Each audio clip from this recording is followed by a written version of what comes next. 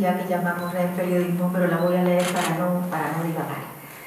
El personaje que hoy nos acompaña, la cordobesa Casiana Muñoz Tuñón, es una astrofísica de renombre internacional a la que se rifan en los grandes foros de la materia.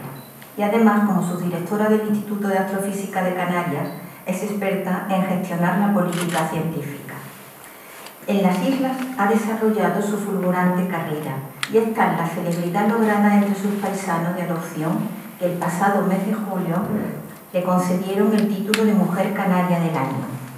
Aquí en Córdoba, ciudad donde creció y a la que regresa encantada siempre que como ahora se le presenta la ocasión, su nombre pertenecerá pronto al acervo popular, ya que lo llevará a un instituto de enseñanza media en Miralbaida.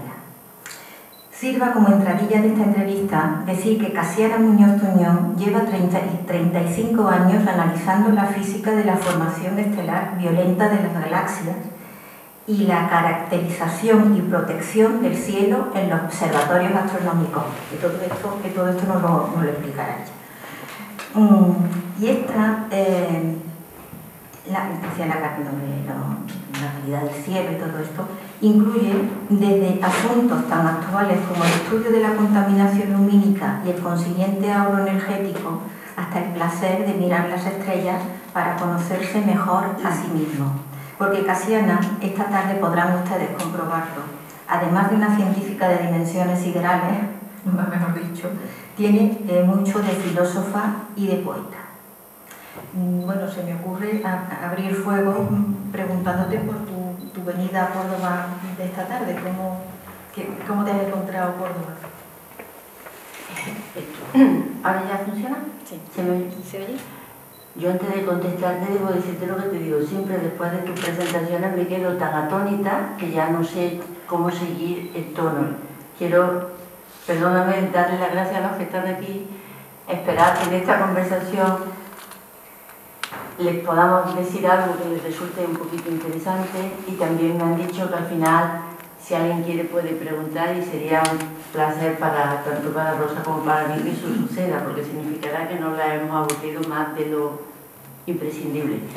Entonces ya vuelvo a la pregunta de Rosa. Córdoba la encontré, yo siempre vengo a Córdoba, me da mucha alegría, también tristeza, porque bueno, todos tienen ese sentimiento. Yo me fui de aquí cuando las cosas no eran igual, al volver nada es igual, yo tampoco, y eso siempre produce esa sensación así dual, de cariño, de tristeza, de nostalgia, al mismo tiempo pues me da mucha ganas de hacer muchas cosas. Hay cosas que digo que es fantástico como están haciendo esto otro, que bueno poder hacer algo, en particular que bueno, hoy he estado comiendo con Rosa y le he preguntado por la academia, porque me parece una institución fabulosa, entonces qué cosas hacen, o sea, a la pobre le pregunto todo tipo de cosas, porque realmente yo quiero mucho esta ciudad y como ella dice, vengo con mucho gusto, y me encantaría venir con tareas, porque venir solo a pasear, como les digo, me produce un poquito de nostalgia y un pizquito de tristeza de sentirme un poco fuera, y eso no me gusta sentirlo, por lo cual estoy muy contenta de estar aquí, y estoy muy contenta de estar aquí con la posibilidad de volver, pero no solo volver por visitar, sino de volver y si puedo contribuir en algo. Eso es lo que diría yo de mi viaje de hoy. Bueno, voy a empezar con una pregunta un poco filosófica. Cuando uno vigila la profundidad insondable del universo, ¿se acerca más a la Tierra o corre el riesgo de quedarse en la nube? Hombre, ha usado varias palabras así. Vigilo, no me quedo en la nube, porque entonces estoy totalmente alerta y pendiente de todo lo que miro. O sea, yo cuando voy a un telescopio, en los telescopios cuesta mucho trabajo conseguir tiempo para usarlo, y todo el tiempo que te dan uno se vuelve muy tacaño, muy avaro. Cuando llegas a un telescopio quieres aprovechar las horas que tienes, los días que tienes. Ahora, si te refieres a observar el firmamento en general, en las nubes no, pero sí es verdad que te lleva a muchos pensamientos diversos. Entonces, cuando ve una persona, pues la puede ver muy guapa o la puede ver para hacerle una radiografía. Entonces, bueno, pues básicamente el cielo es fuente de inspiración para todo el mundo. A mí me inspira, y como alguna vez escribí en el periódico, la inspiración es necesaria también para pensar en qué más cosas hacer desde el punto de vista de la ciencia, ¿no? Entonces, sí, no, en las nubes no me suelo quedar. Podría pensarse que su tarea, hago un paréntesis para decir que por seguir las pautas, las normas del periodismo, me van a permitir que le hable de usted y no de tú, como no solemos hablar, porque quedaría un poco demasiado doméstico, digamos. Decía que podría pensarse que su tarea, tan de largo alcance, tiene escaso rendimiento práctico, pero estoy segura de que no está usted de acuerdo con esta idea. ¿Qué repercusiones sociales tiene la astrofísica? Estoy completamente en desacuerdo, señora Rosa Luis, totalmente en desacuerdo. De entrada estoy totalmente en desacuerdo que la cultura, que la ciencia y que el conocimiento no sirva para nada a la sociedad. Yo creo que sin ella la sociedad no sería tal, seríamos una jauría humana, que decían, ¿no? O sea, yo creo que la cultura per se tiene un valor indudable y además es imprescindible. La astrofísica, la literatura, la arquitectura, el arte, pero más allá, si me pregunta por algo más práctico, más concreto, pues la astronomía siempre pone al límite la tecnología, porque nosotros observamos cosas en el cielo que en muchos casos son objetos muy débiles. Como son objetos muy débiles, necesitamos detectores muy sensibles. Como consecuencia de eso, nosotros hemos contribuido al desarrollo, por ejemplo, de las CCD, que es lo que todos tenemos en un teléfono ahora mismo, porque un CCD es un receptor que sustituyó a la placa fotográfica y que la mejora del CCD en la ciencia y en concreto en la astronomía ha sido necesario para poder ver cosas que son muy débiles y hoy día forman parte de lo que todos utilizamos.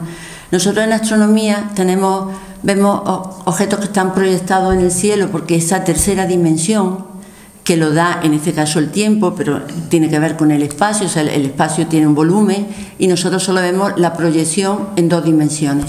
Entonces nosotros estamos obligados a ver cómo es esa tercera dimensión. Y eso tiene un poquito que ver con lo que hacemos con la tomografía, son métodos que se usan en la medicina. Y ese desarrollo, por ejemplo, la tomografía axial computarizada, que es el TAC, que todos, espero que no hayan tenido muchos TAC, pero siempre alguien en la familia ha tenido algún TAC, todo eso viene desarrollado por las técnicas que a su vez fueron necesarias en la astronomía. El GPS, el sistema de GPS, ha sido desarrollado gracias a la astronomía. Y una cosa más simple que usamos todos, la web. La web formó parte de algo que se desarrolló en el CERN, que bueno, no es astronomía, es física de partículas, pero está también relacionada. Pero es muy importante lo que me preguntas, porque yo sé que tenemos que, más allá que decir que la ciencia es necesaria para avanzar como sociedad y como ser humano, pues también hay que explicar que las grandes inversiones que se hacen al final redundan no solo en el conocimiento, que es muy importante, sino en la vida diaria. De hecho, yo tengo pendiente de hacer, y lo voy a hacer, intentar recopilar todos los inventos que usamos diariamente, que nos permiten vivir mejor, encontrar un sitio cuando viajamos en coche o tener un buen diagnóstico, vienen detrás de prototipos que se hicieron en astronomía. Entonces, yo creo que es una ciencia muy útil, pero debo decir que no es la idea inicial no es esa. Nosotros hacemos algo con un objetivo, pero resulta que es igual de complicado entender una galaxia lejana que detectar un tumor en fase incipiente en un individuo, porque es el mismo problema, algo muy débil, con muy poco contraste, que a duras penas lo distingues de lo que está alrededor.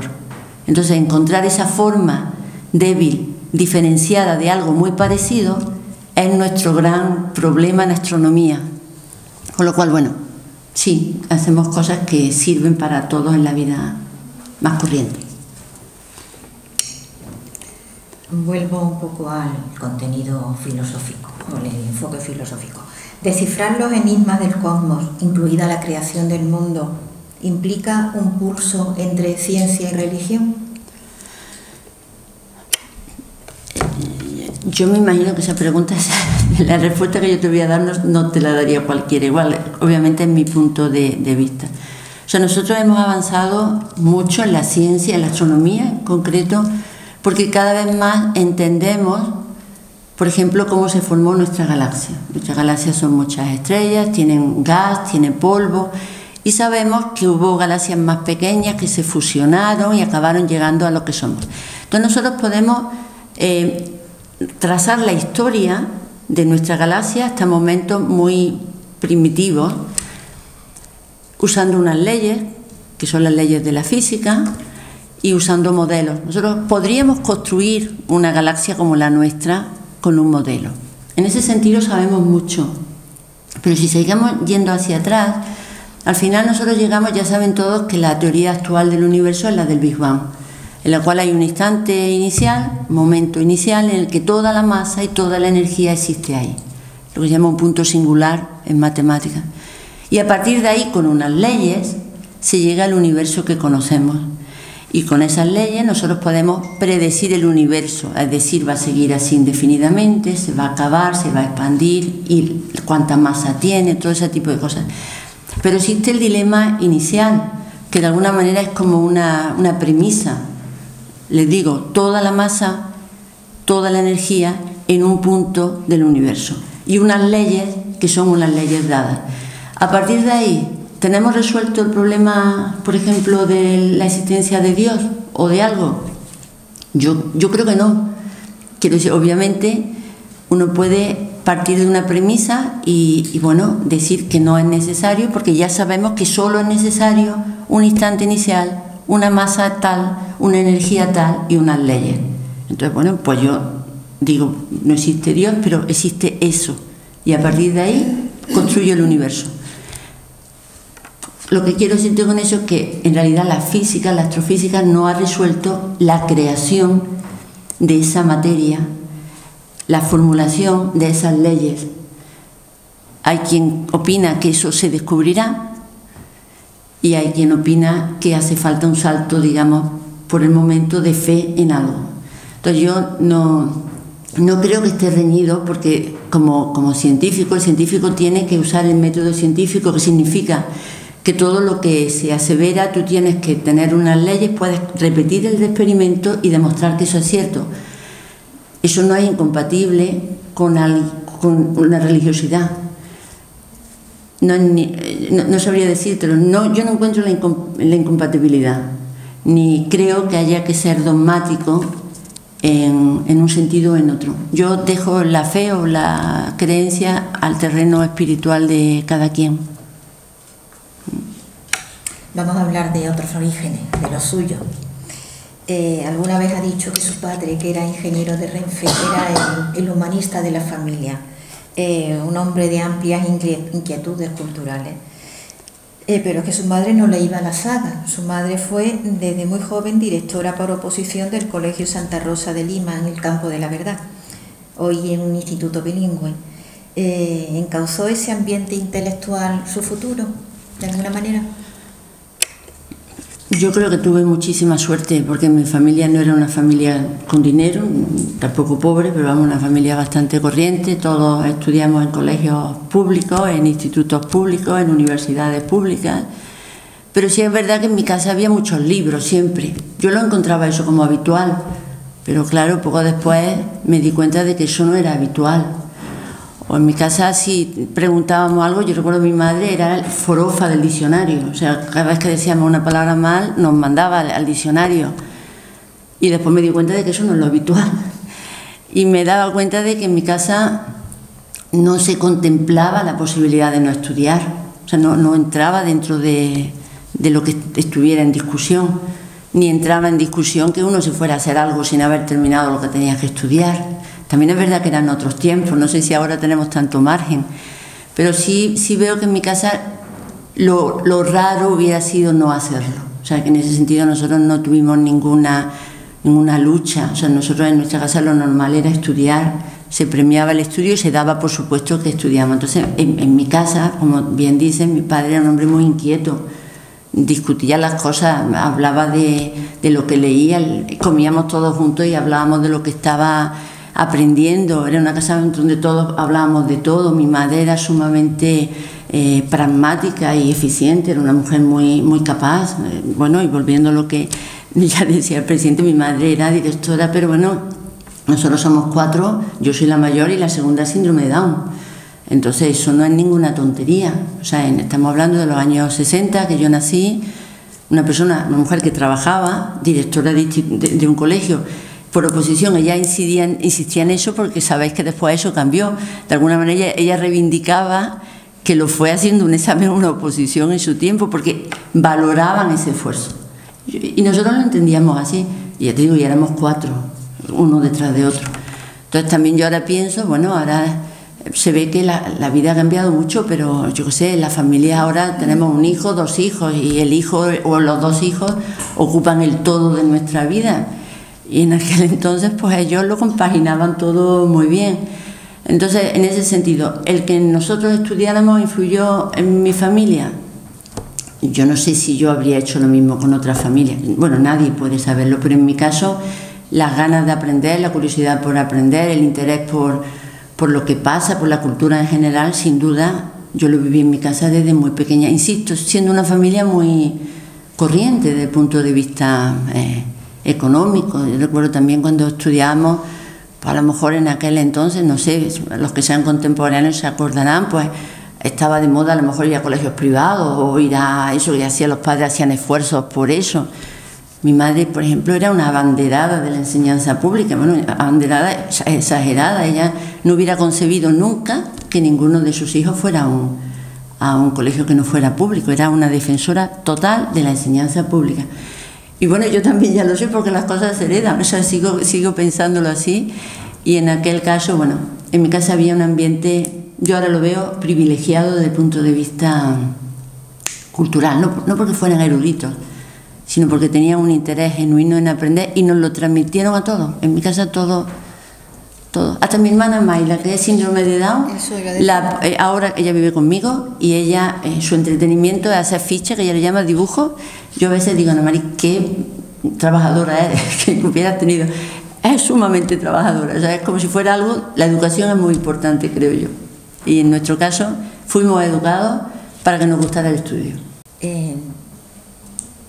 Por lo de tener una hija de síndrome Down, no lo has mencionado, pero es curioso, los padres promovieron la primera organización de ayuda, no sé cómo se llamaba exactamente, de ayuda, era muy famosa ya por los años 70. Cuenta eso, es curioso. Bueno, una asociación que ahora sería políticamente incorrecto, ahora no la dejarían, pues se llamaba Asociación de Padres y Protectores de Subnormales. O sea, imagínense ahora con ese nombre. Pero fueron los primeros porque no, y mi madre luchó mucho por la integración de las personas con discapacidad psíquica, pues yo ya también he aprendido el nuevo lenguaje, en los colegios normales, porque entendían algo que es muy importante. Eso era bueno no solo para ellos, sino para el resto de la sociedad. Entonces, en aquel entonces, cuando nació mi hermana Ana Mari, era muy inusual ver personas con síndrome de Down por la calle, porque normalmente estaban recluidos, no salían. Ana María iba, yo me acuerdo, se puede decir aquí tonterías, ¿no? El primer novio que tuve que ir con mis 3 hermanos, incluyendo mi hermana Ana María. O sea, imagínense, yo la primera coqueteo que fuimos al cine, me acuerdo que estaba cerca del Góngora, en un cine que estaba allí donde está ahora una heladería, o había una heladería, pues fuimos al cine y yo iba con los 3, incluyendo a Ana María. Entonces, lo que quiero decir con eso es que mis padres, Ana María iba la primera a todos sitios y impulsaron eso con otros amigos. Primero era una asociación privada, después fueron consiguiendo financiación, hicieron un colegio, subiendo para el Brillante, que primero lo tuvieron que alquilar la casa, trabajaron con... En fin, hicieron todo, ustedes seguramente saben todo lo que se hace para conseguir algo sin fondos y sin que aquello fuera lo normal, o sea... Y eso a ellos los tenía muy comprometidos, estuvieron en eso muy implicados, o sea, volviendo a... Y para nosotros... Me acuerdo que vinieron una vez a casa, como les digo, en mi casa se hablaba de todo, y mi padre dice, nos hemos hecho de una asociación. Y nosotros, menos Ana María, dijimos, yo qué sé, algún sitio con piscina, alguna cosa de esa. De verdad que creímos que nos habían metido en algún club. Pues la asociación era la de Padres y Protectores Normales. Y bueno, eso también fue muy importante para nosotros, o sea, para mí.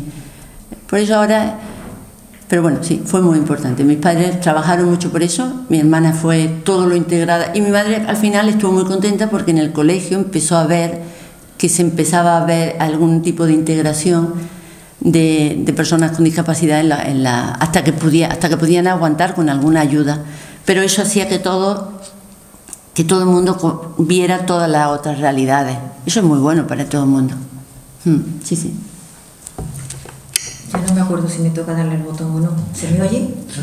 Es que se despista uno.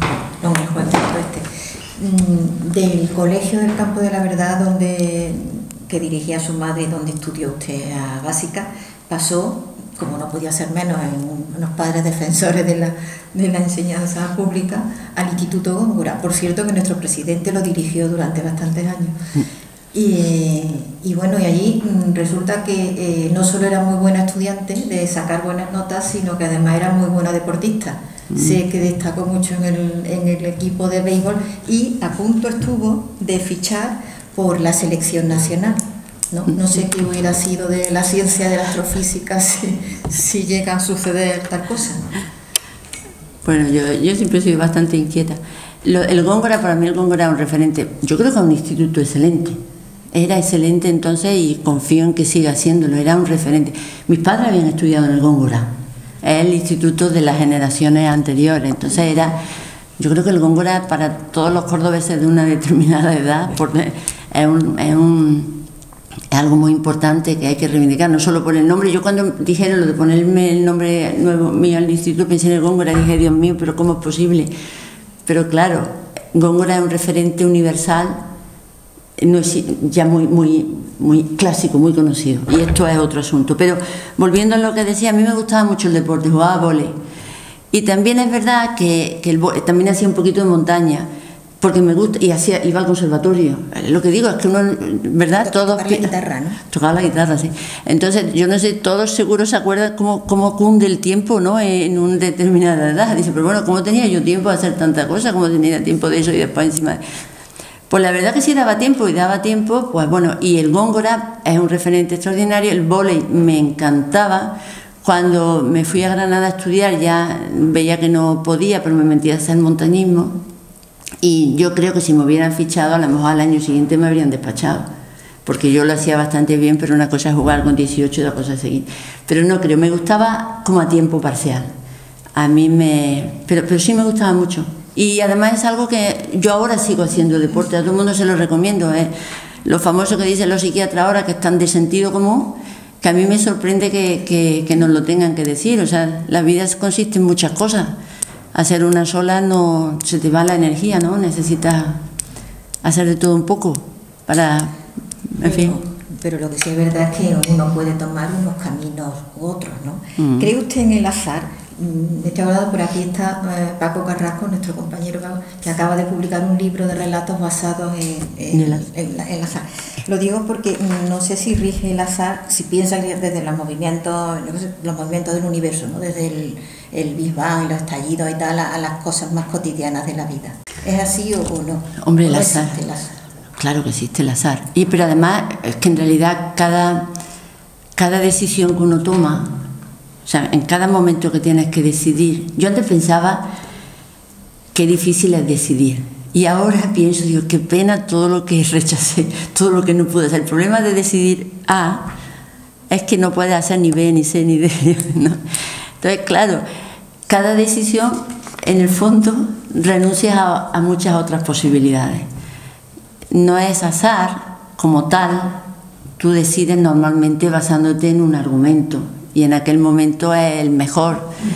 En ese caso yo elegí irme a Granada y elegí hacer ciencias físicas y después el azar me llevó un poco a la astrofísica y hay otras muchas cosas que podía, pero nos puede pasar a todos, pero no sé si no tienen ese mismo sentimiento de cuando te preguntan ¿volverías a hacer lo mismo?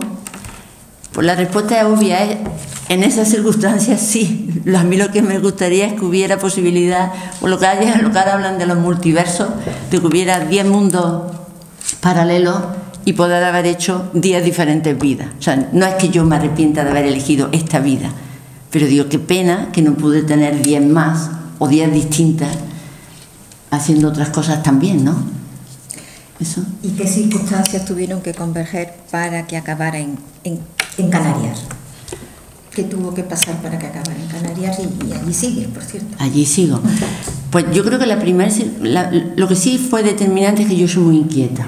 O sea, si me hubiera quedado aquí en Córdoba, o me hubiera seguido en Granada, o hubiera pensado en un universo más cercano, pues no se habría dado esa circunstancia. Yo me fui con una beca a Inglaterra porque me enteré de ella.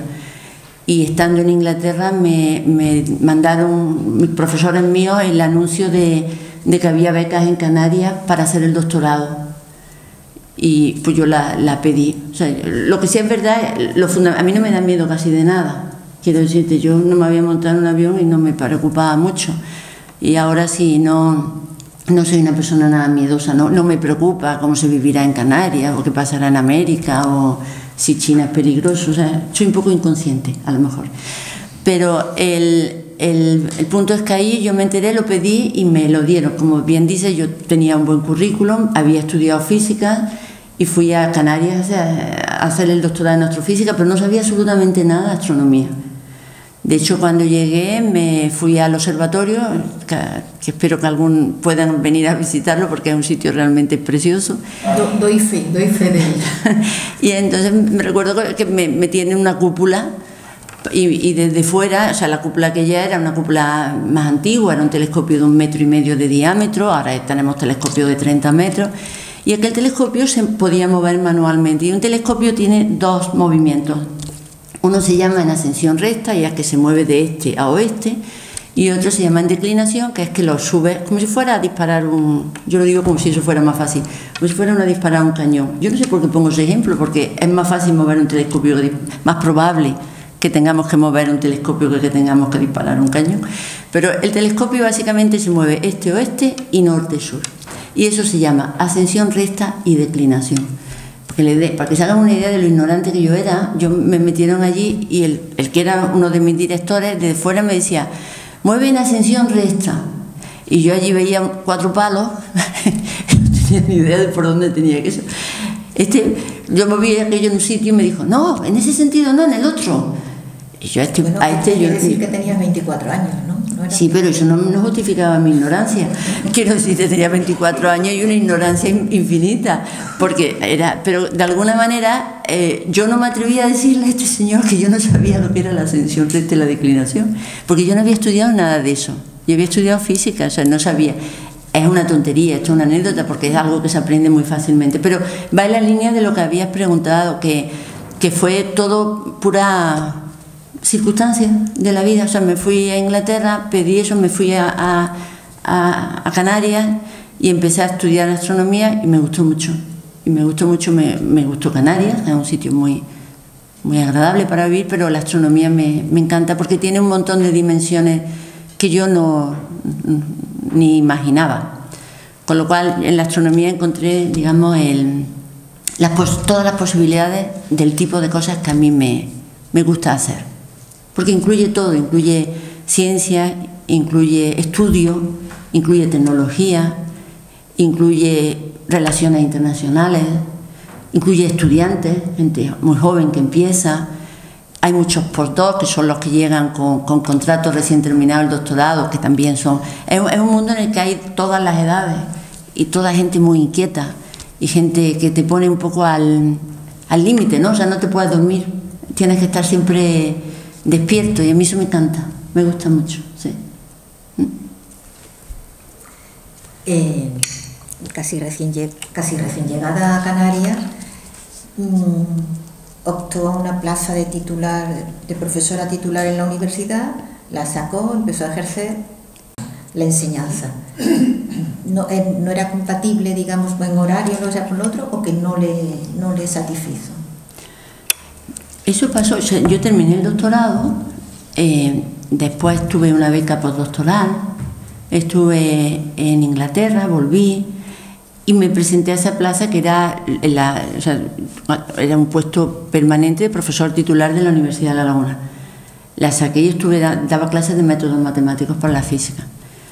No me disgustaba, pero yo creo que yo no soy muy buena profesora. Porque creo, les voy a explicar por qué. Yo creo que un buen profesor puede compatibilizar su trabajo con la investigación, sin duda.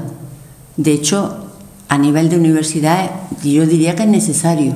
Es un profesor de universidad que esté totalmente alejado de la investigación, porque lo que se enseña a nivel de universidad necesita ser un poco refrescado, actualizado. Entonces, yo creo que viene bien.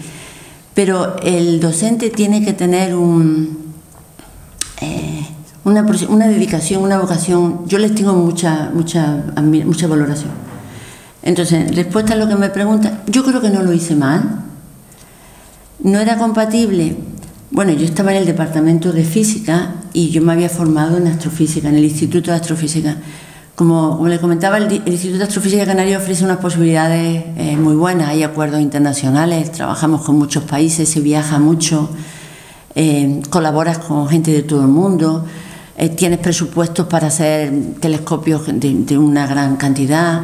Entonces, esa vidilla, esa adrenalina, yo no la echaba de menos. Y entonces lo que hice fue, de entrada, mientras que estaba en la universidad, empecé a trabajar en el estudio de la atmósfera para astronomía, porque era un modo de mantenerme en contacto con el astrofísico sin eso. Pero después hubo la oportunidad de pedir excedencia y tener un puesto de investigador solo y lo hice. Pero en realidad es que yo no hago investigación solo. Quiero decir, la docencia yo la hubiera tenido que compatibilizar con la investigación, con la gestión, con las relaciones internacionales, con la divulgación. Y yo creo que la docencia no se puede hacer tan a tiempo parcial. O sea, yo creo que un buen docente, me parece a mí que tiene que dedicarle más de la mitad de su tiempo, o por lo menos en su cabeza, porque de otro modo, mejor que lo haga otro, que lo sepa hacer mejor. No sé. Sí, les tengo mucho respeto yo a los docentes. ¿Y por qué adoptó las líneas de investigación, esta en la que me refería al principio, la de la física de las galaxias y la caracterización de la atmósfera? Esto me suena tan extraño para cualquiera de nosotros. Suena muy sofisticado, no sé, viendo de dentro cómo es. No, la primera fue, el principio de eso fue el tema de mi tesis de doctorado. O sea, yo empecé haciendo el doctorado estudiando las galaxias, cómo rotaban, y galaxias espirales parecidas a la nuestra. En concreto, lo que estudiaba era qué efecto tenía en la galaxia cuando se formaban muchas estrellas en el núcleo de la galaxia, que eran como muchas bombas a la vez. La pregunta es muy simple, que cualquiera la puede hacérsela igual que yo.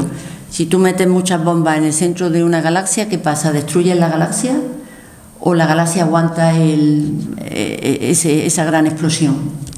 De alguna manera, volviendo al símil de los médicos, si alguien tiene un tumor, ¿quién gana? ¿La persona o el tumor? ¿Lo reduce o acaba contigo? Entonces hay galaxias que cuando tienen una formación de estrellas muy grande en su núcleo, acaban destruyéndose, porque todo ese material sale fuera, se generan chorros de gas, y eso es lo que se llama formación estelar violenta. Entonces esa formación estelar violenta tiene una gracia, y es que cuando se forman tantas estrellas, la galaxia en ese momento brilla mucho, y como brilla mucho y da mucha energía, con un telescopio se puede ver muy bien. Y por eso las galaxias que tienen esos eventos tan energéticos se pueden ver muy bien, aunque la galaxia esté muy lejos, muy al principio del origen del universo. Y por eso es un tema, como dirán ahora, un temazo, porque puede seguir galaxias que forman eso hasta muy al principio del origen. Entonces, por eso yo estudio eso, porque se puede observar muy bien. Puedo hacer la formación y la evolución de galaxias hasta muy al principio del universo. Ese es mi tema de astronomía. El otro tema de la caracterización de la atmósfera es igual de bonito, pero mucho más pragmático. Y ese lo empecé, como les comentaba antes, a raíz de mi paso por la universidad, intentando encontrar un tema que pudiera tener cabida en la Universidad de La Laguna y que fuera de utilidad para la astronomía. Y ese tema fue estudiar qué tiene que tener la atmósfera para que un sitio sea bueno para poner telescopios. La primera cosa que tiene que tener es obvia, y es que no tenga nubes, que sea un sitio seco, que no tenga mucha humedad. Pero después ya empezamos a añadir parámetros que son un poquito más complicados de medir y más sofisticados, y en eso me metí. En particular, la atmósfera de un sitio, para que sea bueno para la astronomía, tiene que ser muy nítida. Es decir, las estrellas no pueden oscilar mucho porque entonces no se observa bien. Eso se llama que tengan poca turbulencia. Y entonces me metí en eso y desarrollé un instrumento. Como les digo, es más prosaico, pero también muy bonito porque tienes que desarrollar un instrumento para medir eso, que lo hice, tengo que diseñar, ahora uso bases de datos para poder usar, también usamos los modelos de predicción de clima para poder ver cómo evoluciona un observatorio y todo esto. ¿Por qué es importante? ¿Por qué me metí? Bueno, como ya saben ustedes seguramente, si no yo ahora se lo digo, Canarias, España tiene 2 observatorios estacionales en Canarias. Pero claro, esto es como lo de la mujer del César, tiene que aparentarlo y serlo, entonces tienes que continuamente medir y demostrar que eso es así. Y lo tienes que hacer con los parámetros que están de moda, vamos a decir. De moda quiere decir, si voy a tener un instrumento que es capaz de ver imágenes, que tiene una cámara CCD con un píxel muy chico, significa que yo tengo que tener un sitio en el que las imágenes son muy nítidas, porque el píxel ese pequeño me permite identificar esas imágenes. Con lo cual, tenemos que medir y ver cómo de nítida es la atmósfera de un sitio. De ese modo, con un equipo que trabaja conmigo, pues nosotros continuamente damos datos y eso es muy importante para mantener el ranking, porque gracias a eso, por ejemplo, no sé si ustedes han oído de que ahora en Estados Unidos hay un telescopio que es de 30 metros, que las siglas son TMT, que son las siglas de 30 Meter Telescope, y ese es un telescopio que empezó en la Universidad de California, iba a ir a Hawái, y en Hawái hay un lío tremendo, porque el telescopio va a ser instalado en un sitio en el que los nativos hawaianos dicen que era un sitio sagrado. Total, que allí se armó un lío tremendo, ahora se mete cuestiones políticas, Hawái está en un proceso de que quiere estar con Estados Unidos y no quiere, hay un movimiento ahí muy fuerte, total que ese telescopio no lo han podido hacer. Y en un momento dado se vieron necesitados de elegir un sitio alternativo, un telescopio que vale 3.000 millones de dólares. Entonces buscaron un sitio alternativo y en ese sentido la gente que trabaja conmigo y yo misma pues presentamos de alguna manera todas las bondades de Canarias para ser sitio alternativo. Entonces nosotros somos el sitio alternativo. Si ese telescopio finalmente no se puede hacer en Hawái, vendrá el observatorio del Roque de los Muchachos. Entonces se dan cuenta que ese tipo de trabajo no va a la física de nuestro universo, pero tiene que ver con conseguir que los observatorios mantengan su ranking internacional. Porque un sitio puede ser excelente, pero si allí no hay buen equipo, es como si no fuera nada. O sea, tú ahora mismo tienes que tener la combinación de un sitio muy bueno y con telescopio muy bueno, porque si no te quedas fuera del mundo, ¿no? Entonces, esas 2 vertientes, la primera fue la que empecé un poco con mi tesis doctoral y que ha seguido evolucionando mucho, ¿no? Ahora tenemos el telescopio James Webb y la segunda fue elegida como de un modo más pragmático y diseñada por mí, porque entendía, y me gustan las 2, ¿eh? Sí. Oyéndola se queda uno a la altura del betún. No. Son temas apabullantes para los que no estamos iniciados en el asunto. Decía antes que tiene que viajar mucho, que ha desarrollado una carrera muy internacional. Me consta que ha estado en muchos comités, en algunos presididos por usted y tal, muchísimos, en muchas ocasiones, en las que ha sido la única mujer presente en ese tipo de encuentros de alto nivel. ¿Se ha sentido de alguna manera intimidada en algún momento por su condición femenina o todo lo contrario o qué? Yo intimidada no me he sentido. Quiero decirte, no, nunca. Solo sí me he sentido en un sitio. Bueno, yo, como bien dice, colaboro con gente de muchos sitios y me gusta colaborar con gente de muchos sitios. Hay un sitio donde me siento un poquito incómoda y es en Marruecos. Esto no sé si se va a porque no por nada, o sea, los marroquíes, tengo buenos amigos y colaboro con ellos, pero están varios tribunales de tesis marroquíes.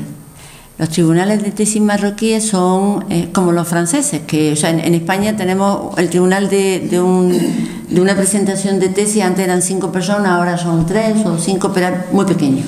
Allí en Marruecos va el rector, el vicerrector, el director de la tesis, el ayudante del director, son 10 personas y 2 invitados externos.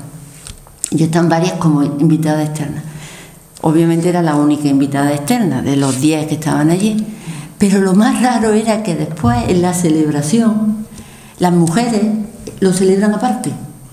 Entonces, después de la tesis se celebra, bueno, ustedes todos saben, Marruecos se come extraordinariamente bien, entonces aquello es un buffet fantástico, pero van los hombres a un sitio, incluyendo el tribunal, y las mujeres se juntan en otro lado. Y aquello es muy raro porque, no sé, porque yo estaba con los hombres allí, todas las mujeres en la habitación de enfrente. Yo, de vez en cuando, pues yo soy un poco cumplida, me iba allí a saludarlas, volvía, pero era muy incómodo, no porque me trataran mal. ¿Le permitieron estar con los hombres? Claro, eso hubiera sido peor que la mandaran a eso no lo hubiera yo consentido nunca. Quiero decir, es que no surgió, pero no era ese tema. En otros sitios es verdad que muchas veces me he sentido sola, pero en esto, no sé, a lo mejor quizás hay un punto de inconsciencia. O sea, a mí no sé cómo decirlo. En absoluto quiero decir que no, lo mismo me han menospreciado y no me he dado cuenta. Es que no lo sé. Yo no tengo conciencia de haber sido... Si no se ha dado cuenta es que no ha visto nada. Pero bueno, tú sabes que a veces que hay personas que van y dicen, ¿te has dado cuenta cómo nos han mirado? Y yo no sabía que había nadie. Entonces, hay personas más susceptibles que otras. Yo soy muy poco susceptible. Es decir, aquí asumo que ustedes no están demasiado aburridos, seguramente están queriendo irse. Pero que no, yo no lo he sentido. Pero sí que es verdad que a veces cuando hay alguna mujer, pues, hombre, te gusta, ¿no? Y ahora hay cada vez más. Y está bien, y debe ser así. Pero, no, ya digo, solo en Marruecos me sentí muy rara. Me siento muy rara cada vez que voy en estas cosas. Es que es muy raro, ¿no?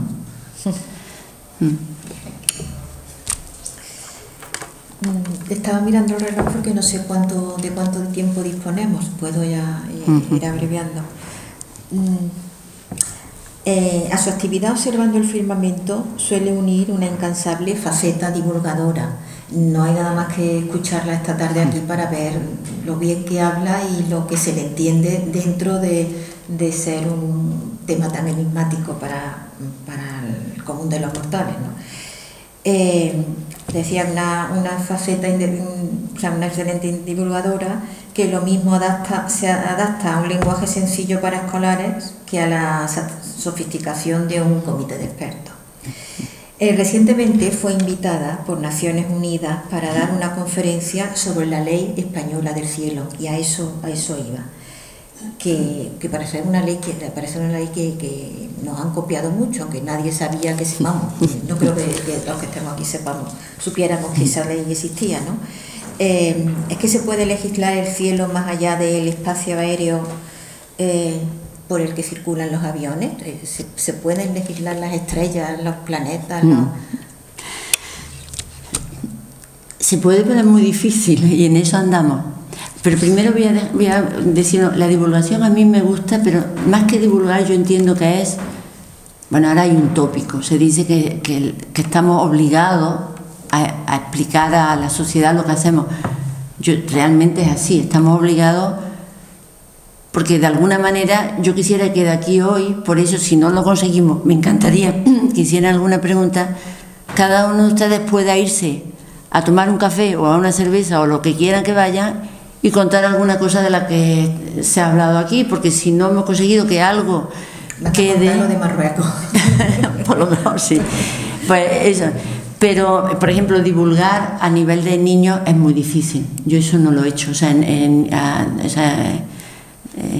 la divulgación en una escuela, eso requiere... Pero a partir de bachillerato creo que es muy interesante y ya son adultos y uno puede entenderse. Pero al otro que se refería es cómo legislamos lo que pasa por encima de donde van los aviones. Eso es lo que se llama el espacio exterior, que tiene un nombre que parece película de la Guerra de las Galaxias. Y tenemos que legislar ahí porque ahora hay un problemón, que son las famosas megaconstelaciones. Las megaconstelaciones, o sea, la ley del cielo fue una ley pionera en España, que se hizo en Canarias, que lo que decía era que el espacio por encima de los observatorios tenía que estar libre de la contaminación lumínica. Esa ley fue pionera, se dio en el 88 y supuso un apoyo social bárbaro, porque esa ley significa, si ustedes van a La Palma, por ejemplo, que las luces son de un color naranja, son monocromos, no tienen todo, las luces azules contaminan muchísimo, son como naranja. Además, las farolas tienen una tapa de manera que no va nada de luz arriba, o sea, eso ahora empieza a ser de moda, porque ese es el modo de diseñar una farola para que sea eficiente energéticamente. Pero en aquel entonces no se sabía nada de eso y se hizo para proteger la oscuridad del observatorio. El cielo tiene que estar muy oscuro porque si no, como les digo, los objetos son muy débiles y si el cielo es brillante no tiene contraste, no se ven. Entonces un cielo iluminado nos deja los telescopios deslumbrados, entonces no lo vemos. Y el cielo oscuro es fundamental. Y Canarias tenía un problemilla, y es que tiene la ventaja de que está muy cerca de Europa y la desventaja de que está muy cerca de Europa. En Canarias hay mucha población y estaba creciendo el turismo enormemente. Con lo cual, si no se hubiera hecho esa ley, nos hubiéramos cargado el observatorio casi desde el principio de comenzar. Por suerte, hicimos una cosa, digo ahora, este plural es majestático, porque en el año 79, que yo todavía casi ni había nacido. Entonces, en el 79, los que estaban allí se dieron cuenta de que había que hacerlo, porque hicieron unos tratados internacionales. Entonces, los países que tienen telescopios en los observatorios están protegidos por un tratado internacional, que eso está por encima de todas las leyes nacionales.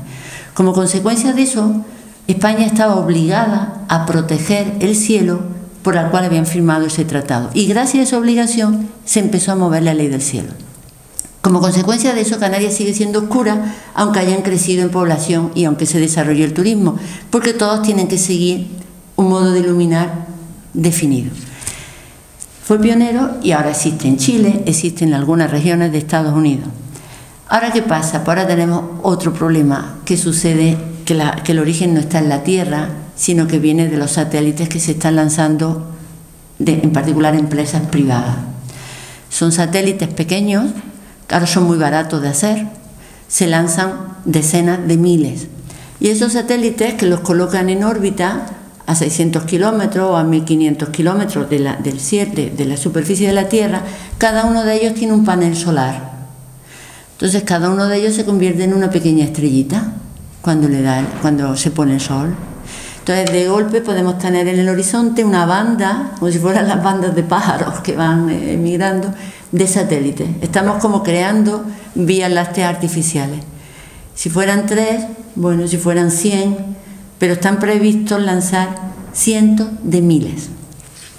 ¿Cuál es el problema? El problema es un problema y es que no hay una legislación contra eso todavía. Eso se tiene que legislar a nivel de Naciones Unidas. Existe una comisión que se llama COPUOS, que es la Comisión para el Uso Pacífico del Espacio Exterior. Y dentro de esa comisión tienen que empezar a dar recomendaciones. Entonces estamos en un momento que se parece a cuando era el boom inmobiliario y no había leyes. ¿Se acuerdan? Los años 70 no había leyes de protección, entonces ya después, en los 80 y tantos, vimos que el casco de la ciudad pues ya no estaba, porque tal edificio del siglo XVII ahora hay una torre feísima, tal otro ya no existe, y eso es irreversible. Entonces en eso estoy trabajando, pero es muy complicado, porque para legislar el espacio exterior se tienen que poner de acuerdo todos los países, y además hay derecho a veto. Esto es alta política. De manera que cada pasito, o sea, yo ahora estoy en la delegación española, la representación española en Naciones Unidas, entonces cada frase que se pone en esa comisión la mira el embajador de todos los países para asegurar que no hay nada que vaya en contradicción con lo que quieren hacer. Porque claro, los países, por ejemplo, Estados Unidos quiere protegerlo, pero también está pagando la industria. La industria que lanza los satélites es una industria estadounidense. Entonces ese equilibrio no está alcanzado y es un problema muy grande y es un momento muy delicado, porque de lo que hagamos, amén de todo el peligro que supone. Acuérdense, hace poco cerraron el espacio aéreo de Barcelona porque había un resto de una basura espacial que se quedan por ahí flotando que puede colisionar con cualquier avión, puede colisionar, o sea, es un peligro. Llegará un momento que el espacio exterior pues se acabe convirtiendo en un sitio lleno de pedazos de satélites. Entonces, ¿qué es lo que hay que hacer? Pues yo creo que una posibilidad es, por ejemplo, que esos satélites tengan un tiempo de lo que se llama la obsolescencia programada, es decir, que al cabo de 2 años se destruyan, se conviertan en minúsculas partículas, pero eso cuesta dinero. Entonces ahora lanzan los satélites sin hacer nada que haga que no acaben teniendo ese impacto, porque no hay ley que lo obligue a eso. Entonces es un problema en el que estoy bastante intensa, porque es muy importante. ¿Y ese vertedero espacial puede afectar al cambio climático?